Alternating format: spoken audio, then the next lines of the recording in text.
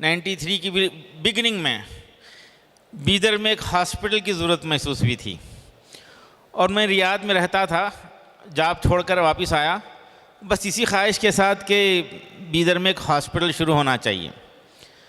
तो डॉक्टर साहब की सरपरस्ती में एक बिल्डिंग रेंट पे भी ले लिए मशवरा करके, और हैदराबाद में पेपर में भी डाल दिए थे कि डॉक्टर्स की ज़रूरत है।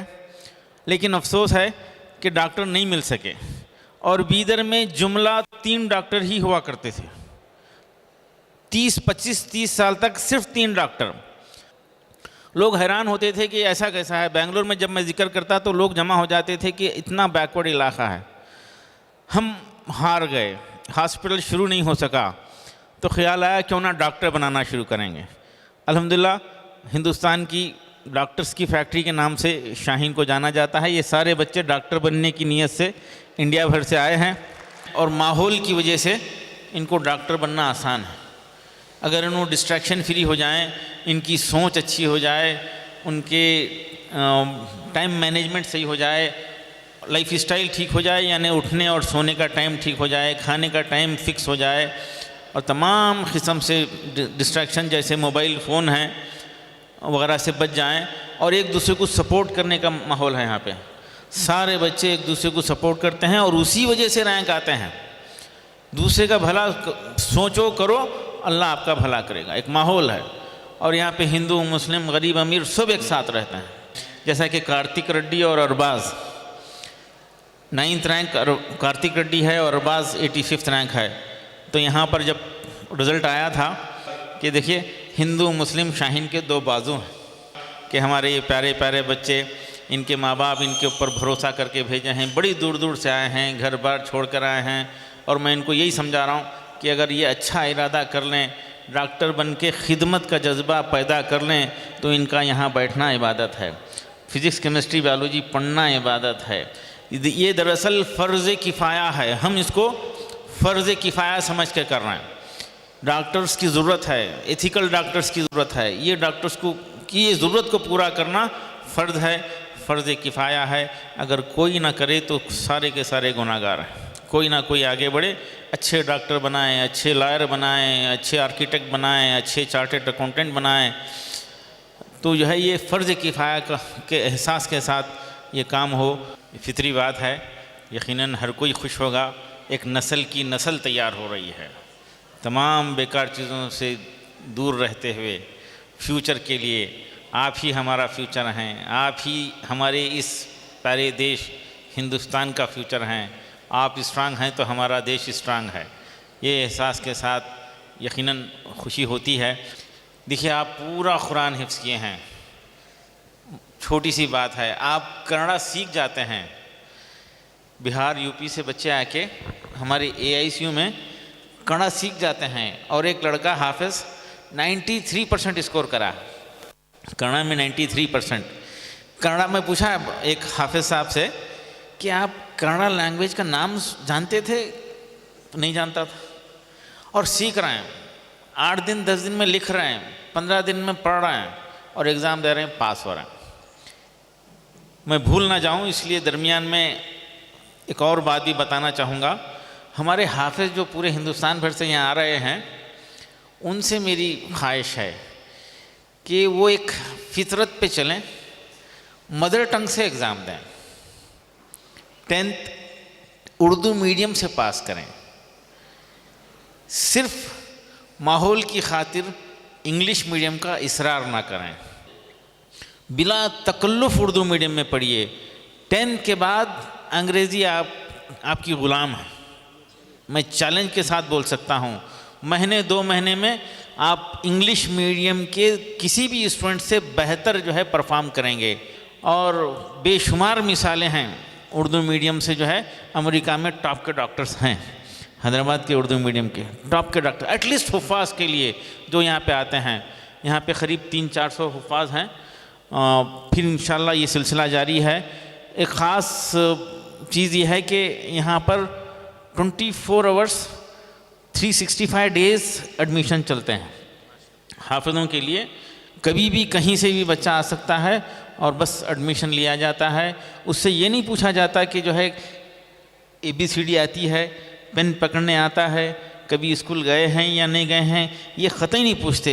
सिर्फ ये पूछ लेते हैं कि बेटा हिफ्ज़ अच्छा है नहीं है, तरावी पढ़ाए हैं या नहीं पढ़ाए हैं।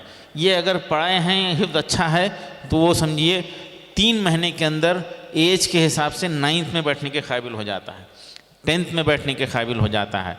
तो आप जो है एक पूरा बैच बना है उर्दू मीडियम से, बहुत अच्छा लगा माशाल्लाह। ये गुज़िश्ता 3 महीने में जो बच्चे आए थे, लॉकडाउन के बाद आए थे, AICU में रहे और पूरा एक बैच, पूरी क्लास 10th की जो है चालू हो गई। NIOS से एग्ज़ाम दे रहे हैं बच्चे, बड़ा अच्छा लगा।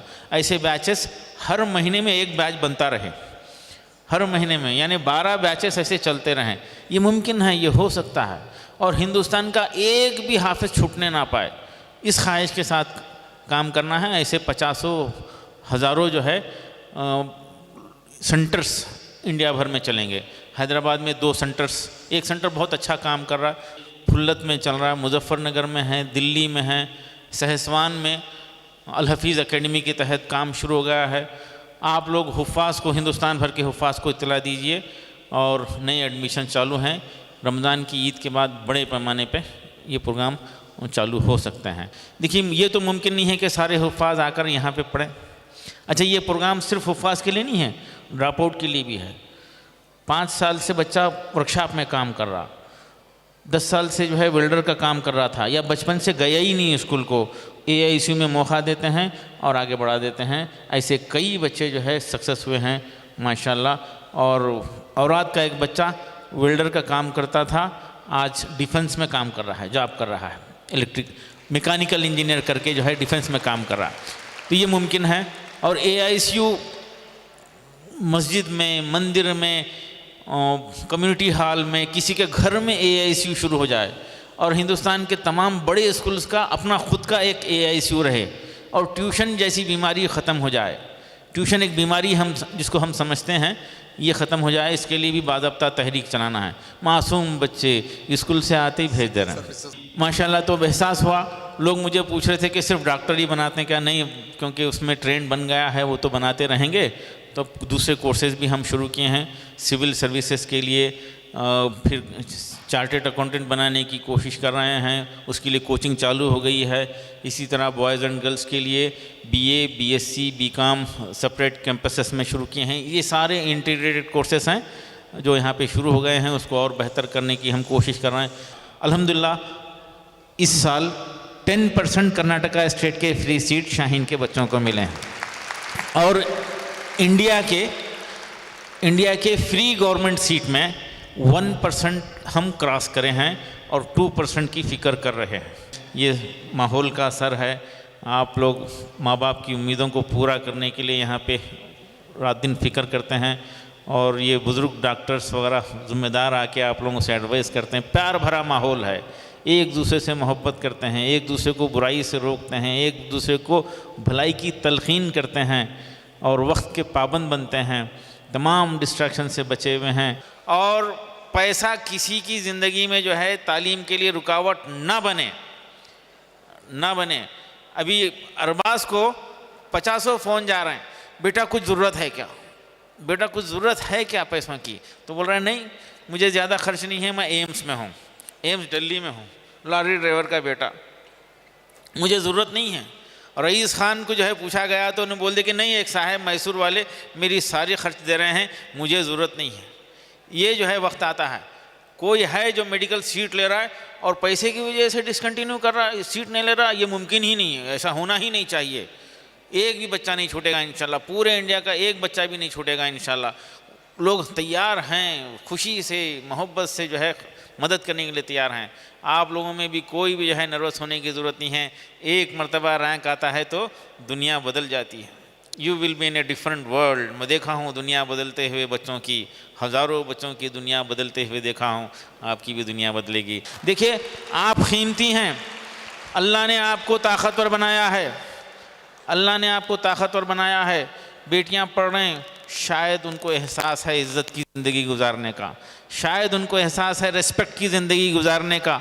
मुस्तकबिल की फ़िक्र है उनको, शायद इसलिए वो मेहनत कर रहे हैं। हमको भी एहसास होना चाहिए, हमको भी एहसास ख्वाहिश होना चाहिए कि मैं इज़्ज़त की ज़िंदगी गुजारूंगा, मैं देने वाला बनूंगा, मैं सपोर्ट करने वाला बनूंगा, मैं बोझ नहीं बनूंगा। ये एहसास अगर हमारे बेटों को हो जाए तो फिर देखिए हिंदुस्तान फिर से सोने की चिड़िया बन सकता है। ये हिंदुस्तान फिर से जो है दुनिया का सुपर पावर बन सकता है अगर हमारे नौजवान ताकतवर हो जाएं। अस्सलाम वालेकुम रहमतुल्लाहि बरकातहू।